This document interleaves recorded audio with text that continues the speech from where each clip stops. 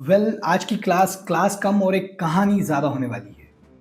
वो दिन था 24 मार्च का और साल था सन 1882 का।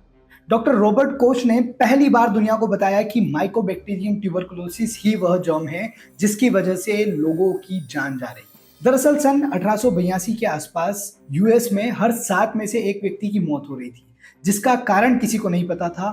तभी रॉबर्ट कोच ने अपने एक्सपेरिमेंट से और अपनी स्टडीज से यह पता लगाया कि माइकोबैक्टीरियम ट्यूबरकुलोसिस ही वह एजेंट है या जर्म है जिसकी वजह से टीबी का इन्फेक्शन हो रहा है और लोगों की मौत हो रही है। इस महान काम के लिए इन्हें नोबेल प्राइज से भी सम्मानित किया गया। दोस्तों, आज सन 1882 है और आज से ठीक 100 साल बाद यानी 1982 में ग्लोबल हेल्थ कमेटी ने इस बात को सच माना और हर साल 24 मार्च को वर्ल्ड टीबी डे मनाया जाने लगा।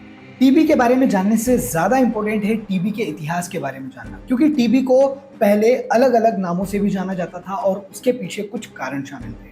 आज की इस क्लास में हम बात करने वाले हैं टीबी क्या होता है, classification of anti tubercular drugs, यानी टीबी को ठीक करने के लिए कौन कौन सी ड्रग्स आज प्रेजेंट में यूज की जाती हैं, उनका क्लासिफिकेशन क्या क्या है, हर एक पर्टिकुलर ड्रग के बारे में हम डिटेल में पढ़ने वाले हैं।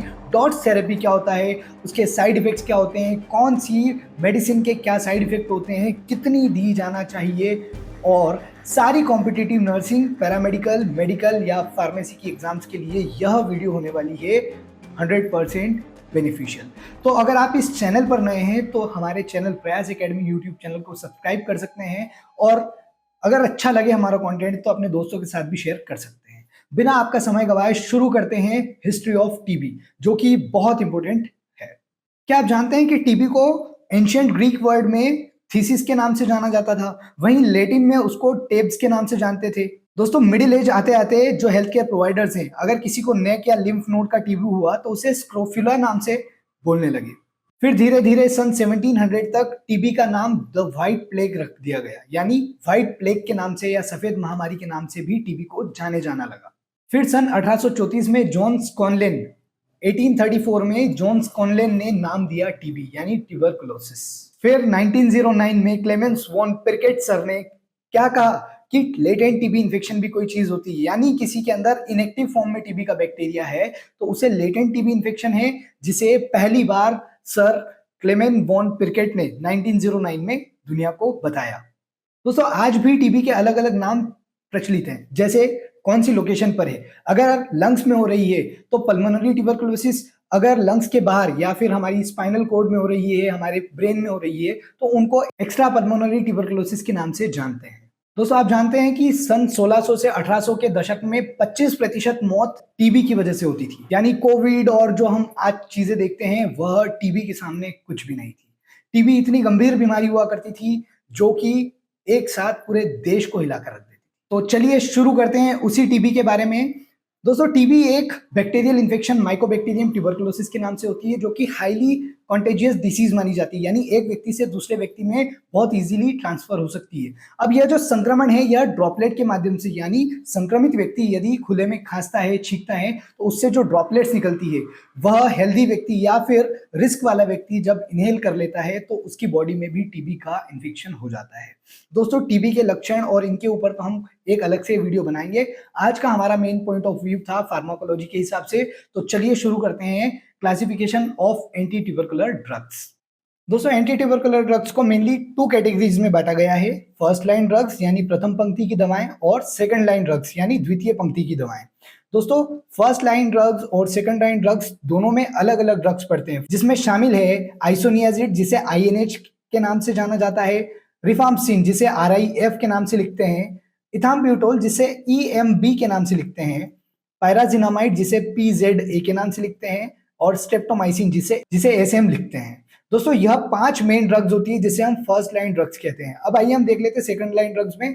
फर्स्ट होती है फ्लोरोक्विनोलोन्स, जिसके अंदर एग्जांपल है लिवोफ्लोक्सेसिन या फिर मॉक्सीफ्लोक्सेसिन।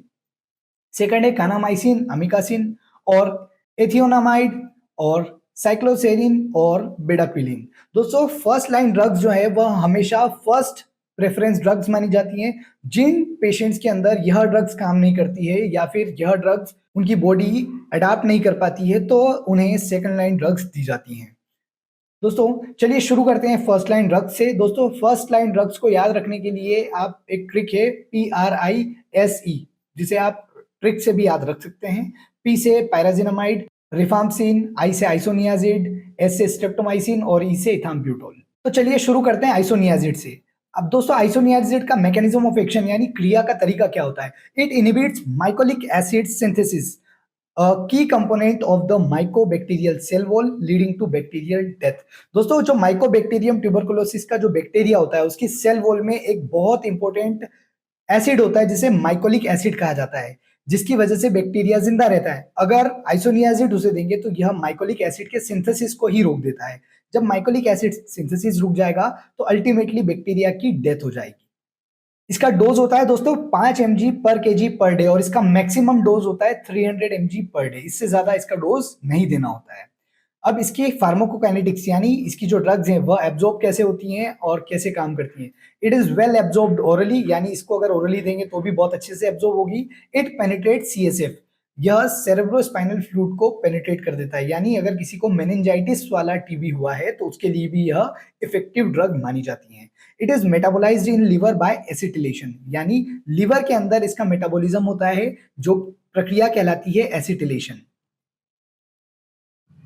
अब इसके साइड इफेक्ट्स भी होंगे दोस्तों, तो क्या क्या साइड इफेक्ट है? Peripheral neuropathy. दोस्तों जब आप आइसोनियाजिड देते हैं किसी पेशेंट को तो उसकी बॉडी के अंदर विटामिन B6 की कमी आने लगती है और उसी से होती है पेरिफेरल न्यूरोपैथी। दूसरा है हेपेटाइटिस और तीसरा है रैशेस एंड फीवर। चलिए अब हम बात करते हैं सेकंड ड्रग रिफाम्पसिन के बारे में। दोस्तों रिफाम्पसिन का मैकेनिज्म ऑफ एक्शन होता है it inhibits bacterial RNA polymerase, stopping RNA synthesis and bacterial growth. दोस्तों रिफाम्पसिन इनहिबिट करता है बैक्टीरिया RNA पॉलीमरेज को, जो कि एक एंजाइम माना जाता है बैक्टीरियाज के RNA सिंथेसिस को बनाने के लिए। जब बैक्टीरियाज में RNA का सिंथेसिस ही रुक जाएगा तो बैक्टीरिया की ग्रोथ वहीं रुक जाएगी। इसका डोज होता है दोस्तों 10 mg पर केजी पर डे और मैक्सिमम डोज होता है 600 mg पर डे। अब इसके फार्माकोकाइनेटिक्स समझ लेते हैं। ओरली एब्जॉर्प्शन हो जाता है। दोस्तों जब आप रिफाम्पसिन देते हैं तो यह हमारे बॉडी फ्लूइड के कलर को चेंज कर सकता है, जैसे यूरिन और टीयर्स के कलर्स को ऑरेंज या फिर रेड भी कर सकता है। इसका मेटाबॉलिज्म होता है लीवर में और बाइल के साथ यह एक्सक्रीट हो जाता है। अब हम बात कर लेते हैं इसके साइड इफेक्ट्स के बारे में। तो साइड इफेक्ट्स में शामिल है हेपेटोटॉक्सिसिटी, यानी यह लीवर को नुकसान जरूर करती है। दूसरा है orange discolouration of urine and tears, जैसी अभी हमने बात की थी। और फ्लू लाइक सिंड्रोम, यानी फ्लू जैसे लक्षण भी देखने को मिल सकते हैं। और इसके लिए नर्सिंग कंसिडरेशंस क्या हो सकती हैं? Warn patient about orange urine, यानी जब पेशेंट इस ड्रग को ले रहा है तो उसको पहले ही वॉर्न कर दो कि आपकी यूरिन का जो कलर है वह चेंज हो सकता है। अगला है की पॉइंट, यह बैक्टीरियोसीडल भी है और एक स्टरलाइजिंग एक्शन भी शो करती है, यानी डोरमेंट बेसिली को यह किल करती है।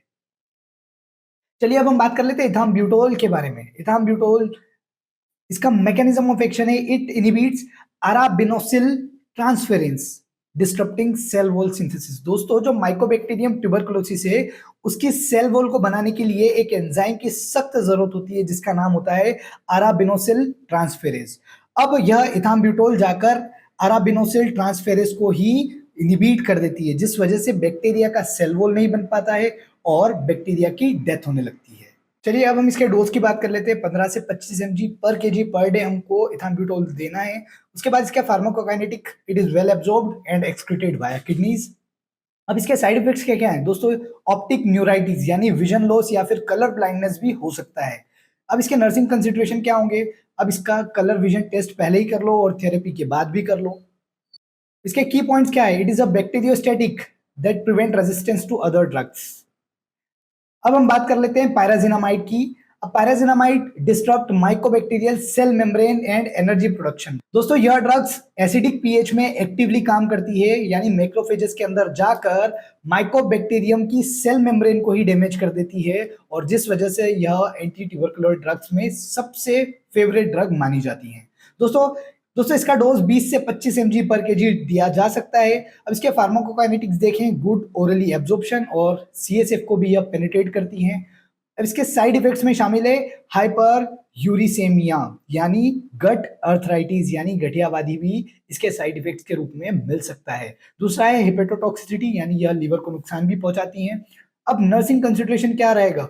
Monitor uric acid levels and liver functions, क्योंकि हमने साइड इफेक्ट्स में देखा है कि यह गठियावादी कर सकती है, तो हमको यूरिक एसिड कंटिन्यूअसली मॉनिटर करना है और लीवर के फंक्शंस को भी चेक करते रहना है। अब इसके की पॉइंट्स क्या-क्या हैं? ये एक स्टरलाइजिंग ड्रग है और सबसे ज़्यादा इफेक्टिव होती है शुरुआती 2 महीने की थेरेपी में। यानी डॉट्स थेरेपी जो है, उसके शुरुआती 2 महीने में सबसे इफेक्टिव ड्रग मानी जाती है पायराजिनामाइड। अब लास्ट है स्ट्रेप्टोमाइसिन। दोस्तों, स्ट्रेप्टोमाइसिन का मैकेनिज्म ऑफ एक्शन अमीनोग्लाइकोसाइड होती है, जो कि प्रोटीन सिंथेसिस को इनहिबिट कर देती है, जो 30S राइबोसोम के सब यूनिट को बांधता है। यानी 30S राइबोसोम के सब यूनिट को बांधकर बैक्टीरियाज के अंदर प्रोटीन सिंथेसिस को इनहिबिट कर देती हैं स्ट्रेप्टोमाइसिन। इसके डोज की बात करें तो 15 mg पर केजी पर डे दिया जा सकता है, जो आईएम इंजेक्शन के द्वारा भी दिया जाता है। और इसके फार्माकोकाइनेटिक देखेंगे तो पुअर ओरल एब्जॉर्प्शन, इसीलिए आईएम इंजेक्शन प्रेफर किया गया था, इसीलिए इंट्रामस्कुलरली इसको दिया जाता है। अब अगर हम बात करते हैं इसके साइड इफेक्ट्स की, तो इसके अंदर सबसे ज्यादा प्रचलित है ओटोटॉक्सिसिटी यानी हियरिंग लॉस। यदि स्ट्रेप्टोमाइसिन दी जा रही है तो उसका साइड इफेक्ट हो सकता है व्यक्ति को सुनने में तकलीफ हो सकती है या फिर धीरे-धीरे उसकी हियरिंग लॉस हो सकती है। अगला है नेफ्रोटॉक्सिसिटी, यानी यह किडनी को भी नुकसान पहुंचाती है। अब इंपॉर्टेंट कंसिडरेशन क्या-क्या हो सकती है? इसकी हियरिंग और किडनी फंक्शंस को आप हमेशा मॉनिटर करते रहें। It is used in severe और रेजिस्टेंट केसेस यानी बैक्टीरियसिडल। यह वैसे तो बहुत सीवियर और रेजिस्टेंट केसेस में ही यूज होती है, फिर भी यह फर्स्ट लाइन ऑफ ड्रग में आती है। ट्रीटमेंट रेजिमेंट्स फॉर टीबी, यानी टीबी के लिए क्या-क्या ट्रीटमेंट रेजिमेंट्स होते हैं, किस तरीके से ट्रीटमेंट प्लान और डिजाइन किया जाता है। दोस्तों, टीबी के लिए हम प्रेफर करते हैं dots therapy, directly observe treatment short course. कई एग्जाम्स में इसका फुल फॉर्म भी पूछ लिया जाता है।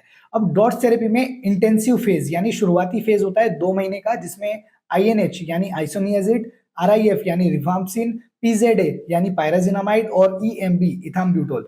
अब आइसोनियाजिड को एच लिखते हैं, रिफाम्पिसिन को आर, पायराजिनामाइड को जेड और इथाम्ब्यूटोल को ई, इसलिए एच आर जेड ई।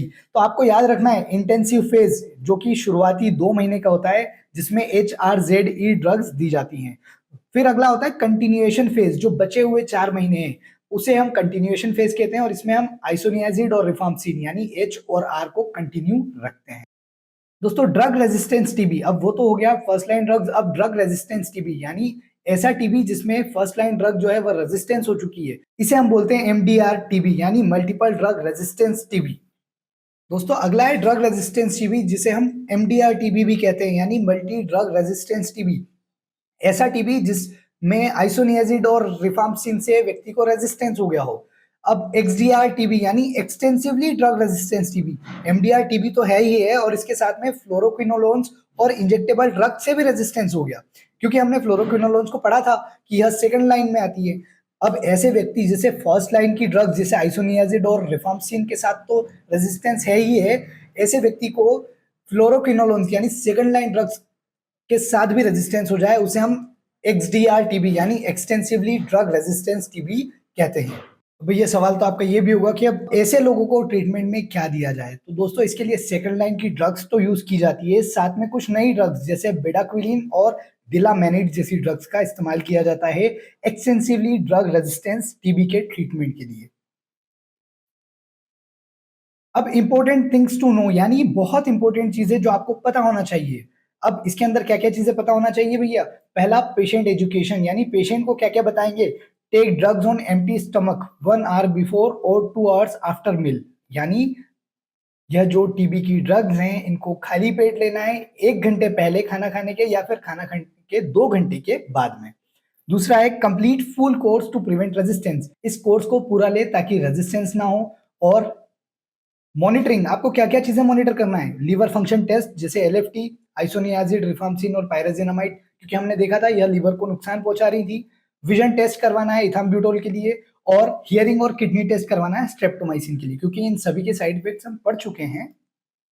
अब इनके साइड इफेक्ट्स का मैनेजमेंट कैसे किया जाए? जब आप आइसोनियाजिड दे रहे हैं तो आपको विटामिन B6 ऑलरेडी एडवांस रूप में देना पड़ेगा एज अ प्रोफाइलेक्सिस, ताकि उसकी बॉडी के अंदर न्यूरोपैथी ना हो। और worn out about urine with rifampicin, अब हमने जैसा कि देखा ही था, जो रिफाम्पिसिन ले रहा है उस पेशेंट को पहले ही बता दो कि भैया आपकी यूरिन का कलर येलो या फिर रेड हो सकता है, तो आप घबराएं नहीं। अब एग्जाम ओरिएंटेड क्वेश्चंस क्या क्या आ सकते हैं? पहला क्वेश्चन बनेगा मोस्ट हेपेटोटॉक्सिक ड्रग, ऐसी ड्रग जो हमारे लीवर के लिए सबसे खतरनाक है, कौन सी है? रिफाम्पिसिन। दूसरा है ड्रग कॉजिंग ऑप्टिक न्यूराइटिस, ऐसी ड्रग जो कि आंखों की रोशनी छीन लेती हैं, उसमें है शामिल एथाम्ब्यूटोल। और तीसरा है ड्रग कॉजिंग ऑरेंज यूरिन। ऐसी ड्रग कौन सी है जो यूरिन का कलर ऑरेंज कर देती है? तो हमने देखा है रिफाम्पिसिन को। और विटामिन B6 कौन सी ड्रग के साथ दी जाती है? तो आप बताएंगे आइसोनियाजिड के साथ दी जाती है। और शॉर्टेस्ट ट्रीटमेंट ड्यूरेशन, यानी इस डॉट्स थेरेपी में सबसे छोटा ड्यूरेशन दिया जाने वाला जो कोर्स है वो कौन सा होता है? 6 महीने का होता है, जिसमें 2 HRZD प्लस 4 HR। दोस्तों अब ये मैं अच्छे से पढ़ा चुका हूँ, इस ट्रिक को मैं वापस नहीं बताऊंगा। तो दोस्तों ये थी आज की हमारी बहुत इंटरेस्टिंग क्लास, जिसमें हमने जाना कि टीबी क्या होता है, टीबी का हिस्ट्री क्या है, टीबी का ट्रीटमेंट क्या है, इसके लिए क्लासिफिकेशन कौन कौन से होते हैं और कौन से क्लासिफिकेशन में कौन सी ड्रग्स आती है। आई होप कि आज की यह जो क्लास है यह एक मास्टर क्लास रही है और आपको टीबी के बारे में अब सब कुछ पता चल चुका है, और साथ ही साथ डॉट थेरेपी के बारे में भी। मैं उम्मीद करता हूं कि यह क्लास और हमारे लेक्चर्स आपके लिए बहुत बेनिफिशियल हो रहे हैं। अगर आपको इन क्लास से वैल्यू मिलती है और अगर आप कुछ अच्छा सीख पा रहे हैं तो हमारे चैनल को सब्सक्राइब जरूर करें और अपने दोस्तों के साथ भी शेयर करें। यदि आप कॉम्पिटिटिव नर्सिंग पैरामेडिकल एग्जाम्स की प्रिपरेशन करना चाहते हैं और अगर आप ऑफलाइन बैच ज्वाइन करना चाहते हैं या हमारी ऑनलाइन बैचेस ज्वाइन करना चाहते हैं तो आप हमसे कांटेक्ट कर सकते हैं। दिए हुए नंबर पर आप कॉल कर सकते हैं या मैसेज कर सकते हैं, हम आपके कॉल और मैसेज का जवाब जरूर देंगे। तो ये थी आज की हमारी क्लास, मिलते हैं किसी नेक्स्ट वीडियो में। Till that stay healthy and stay educated. Thank you for supporting प्रयास एकेडमी यूट्यूब चैनल।